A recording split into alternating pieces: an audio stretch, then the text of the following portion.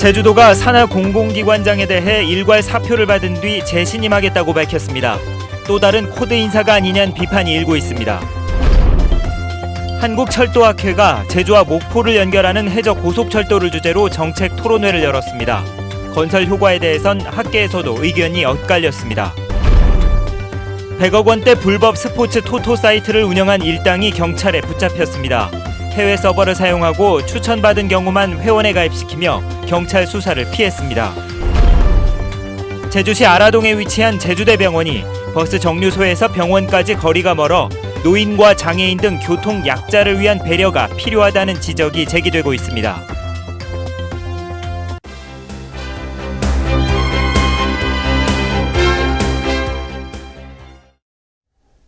여러분 안녕하십니까? 뉴스데스크 제주입니다.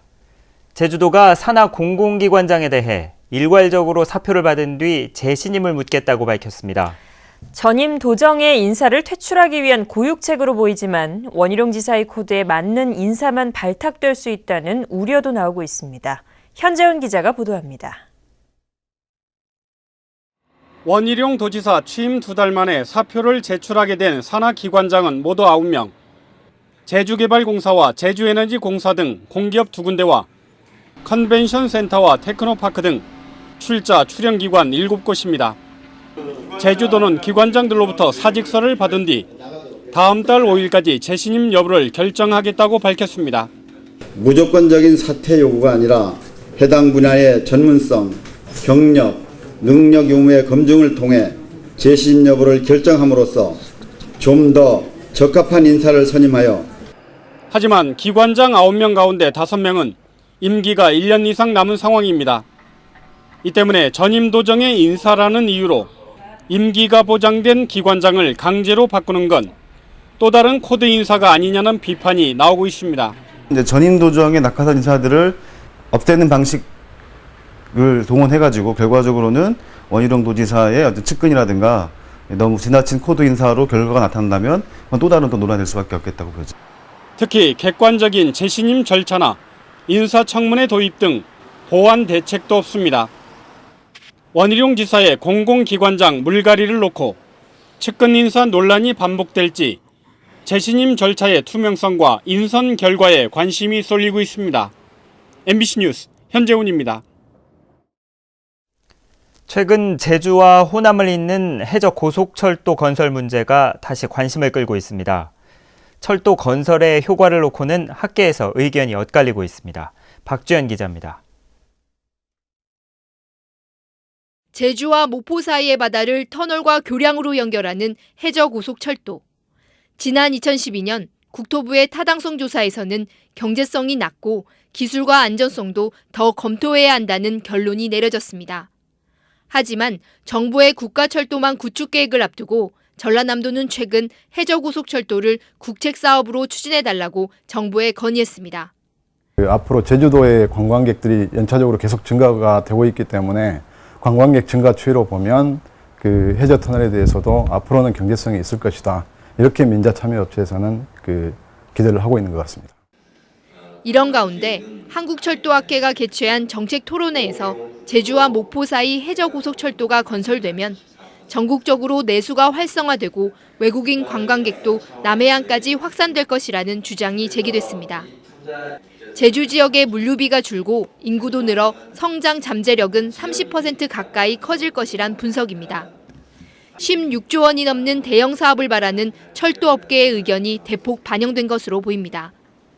하지만 제주도의 정체성이 훼손되고 관광객 대량 유입으로 환경이 오염되는 데다 체류 기간은 짧아질 수 있다는 우려도 제기됐습니다. 제주 섬에 대한 정체성의 문제라든가 제주도가 경유형 관광지로서 전락이라든가 환경 훼손의 문제라든가 이런 것들에 대한 우려들이 상당히 나타나고 있습니다. 제주도는 공항 인프라 확충이 우선이라는 입장이고 학계에서도 논란이 이어지면서 정부가 내년 초에 확정될 국가철도망 구축 계획에 어떤 입장을 내놓을지 주목됩니다. MBC 뉴스 박주연입니다. 국내 영리병원 1호로 검토되고 있는 중국 산얼병원에 대한 정부 승인 심사가 늦어질 전망입니다. 보건복지부는 최근 싸널병원의 모법인의 자금력과 병원 운영 실적, 투자 실행 가능성, 응급 의료 체계 등에 대한 사업 계획서를 보완할 것을 제주도에 요구했습니다. 제주도는 최근 문제가 된 싸널병원 투자자 실체와 투자 실행 가능성과 함께 정부의 보완 요구 사항을 사업자 측에 요청했다고 밝혔습니다. 하지만 싸널병원 현지 법인이 우리나라에서 철수한 데다 전화 연락도 안 돼 다음 달 예정된 정부의 승인 심사는 불투명해졌습니다. 100억 원대 불법 스포츠 토토 사이트를 운영한 일당이 경찰에 붙잡혔습니다. 이들은 모집책에 추천이 있는 회원만 가입시키고 사무실을 수차례 옮겨가며 경찰의 수사망을 피했습니다. 김현선 기자입니다. 불법 스포츠 토토 사이트를 운영해온 사무실입니다. 32살 박모 씨는 이곳에서 국내외 스포츠 경기에 베팅할 수 있도록 2개의 도박 사이트를 운영해왔습니다. 공범인 김 씨는 인터넷 방송 등을 통해 회원들을 모집하고 나머지 5명은 사무실에 상주하며 사이버머니 환전과 충전 등을 담당해온 것으로 드러났습니다. 가입 회원만 3천여 명, 이 가운데 1억 원을 베팅하는 등 1,000만 원 이상 고액 베팅자만 300명 가까이 됩니다. 지난해 12월부터 8개월간 부당하게 챙긴 이익만 4억 원. 이들은 일본에 주소를 둔 서버를 사용하고 대포 통장과 대포폰을 사용하면서 경찰의 추적을 피해왔습니다. 특히 외부 노출을 피하기 위해 사무실을 3차례나 옮기고 회원 가입도 추천을 받은 경우만 허용했습니다. 회원 모집책 일명 총판이라고 그러는데 회원 모집책에 대한 추천인 아이디가 있는 사람만 회원으로 가입을 시켜서 우리 수사기관이랄지 일반인들이 쉽게 이 사이트에 들어가지 못하게. 경찰은 사이트를 처음 만들어 이들에게 판매한 프로그래머와 고액 도박자, 대포통장 판매책 등에 대해서도 수사를 확대하고 있습니다. MBC 뉴스 김현선입니다. 제주지방해양경찰청은 참치 양식사업 보조금을 편취한 혐의로 영어조합법인과 법인 대표 황모 씨, 선박 매매업자 최모 씨 등 3명을 기소 의견으로 검찰에 송치했습니다. 경찰에 따르면 황 씨는 지난 2011년부터 지난해까지 가두리를 설치하면서 공사 계약과 준공 서류 등을 위조해 국고보조금 1억 4천여만 원을 빼돌리고 최씨와 공모의 어장관리선 매매 가격을 부풀려 보조금 2억 5천만 원 등을 편취한 혐의입니다. 제주시 아라동으로 옮긴 제주대병원을 찾는 노인과 장애인은 연간 5만 5천 명에 이릅니다. 그런데 버스 정류장에서 병원까지 거리가 멀고 경사가 심해서 이들을 위한 배려가 필요하다는 지적이 나오고 있습니다. 이소연 기자입니다. 제주시 아라동에 자리 잡은 제주대학교 병원. 시내버스에서 내린 70대 할머니가 우산을 짚고 힘겹게 병원으로 향합니다. 버스 정류장에서 병원까지 거리는 328m. 일반 성인은 걸어서 5분도 안 걸리지만 노인과 장애인에게는 천리길이나 다름없습니다. 병원으로 가는 길이 경사가 진데다 도로폭이 좁아 노인과 장애인들은 이동하기가 불편하다고 말합니다. 애기 데리고 가는 것도 그렇고 내가 골다공증이라서 좀 걷기가 조금 힘들어요. 하나 쪽서요 걸어오기 막 힘들어 진짜로. 그냥 날 좋은 날 저 의자에 앉았다 가는데 오늘 비 와서 물기가 있어서 어디 치겠어? 시도 못 하겠네. 시민단체가 조사한 결과 대중교통을 이용해 제주대병원을 찾는 노인과 장애인은 하루 평균 200명을 훌쩍 넘었습니다. 노인과 장애인, 임산부 등 교통약자를 위한 대책이 병원이나 지방자치단체 차원에서 마련돼야 한다는 겁니다. 대중교통 버스를 병원 현관 앞까지 들어갔다가 위에서 나오는 방법이죠. 최소한 그 제주대학교 병원에서 셔틀버스를 여기 버스 정류장까지 운행하는 방법.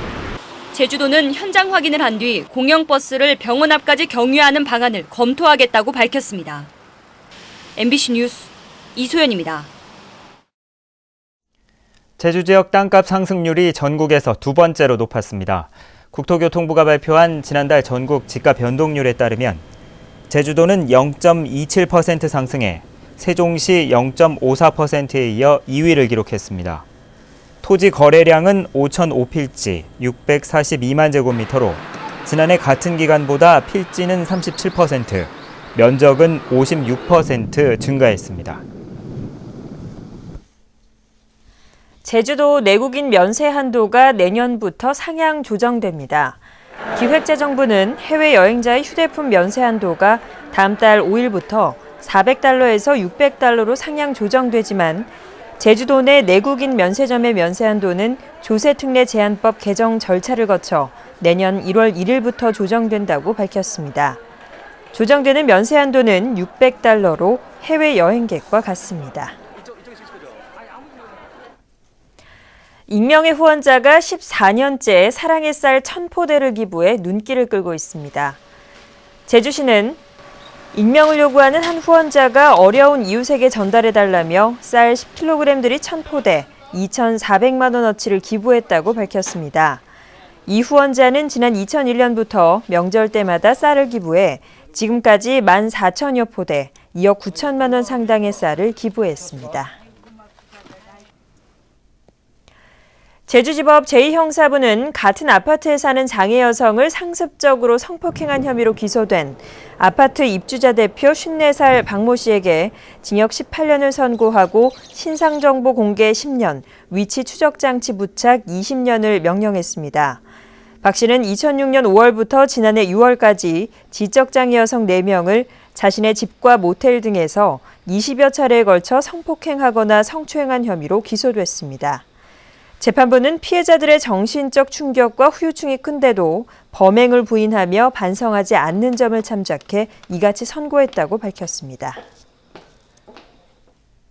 제주도는 신임 서귀포의료원장에 일반 외과 전문의인 성대림 씨를 임명했습니다. 서귀포시 의사회장인 성대림 원장은 서귀포 지역 환자가 다른 지역에서 진료받는 일이 없도록 시설과 장비, 진료 과목을 확충해 나가겠다고 밝혔습니다. 성 원장의 임기는 오는 30일부터 2017년 8월까지 3년입니다. 제주 지역 인구 유입이 이어지고 있습니다. 통계청이 발표한 지난달 국내 인구 이동 자료에 따르면 제주 지역 순이동 인구는 981명, 순이동률은 0.16%로 세종시에 이어 전국에서 두 번째로 높았습니다. 특히 지난 2012년 1월 이후 제주 지역의 인구 순유입이 31개월째 이어지고 있습니다. 뉴스데스크 제주였습니다. 여러분 고맙습니다.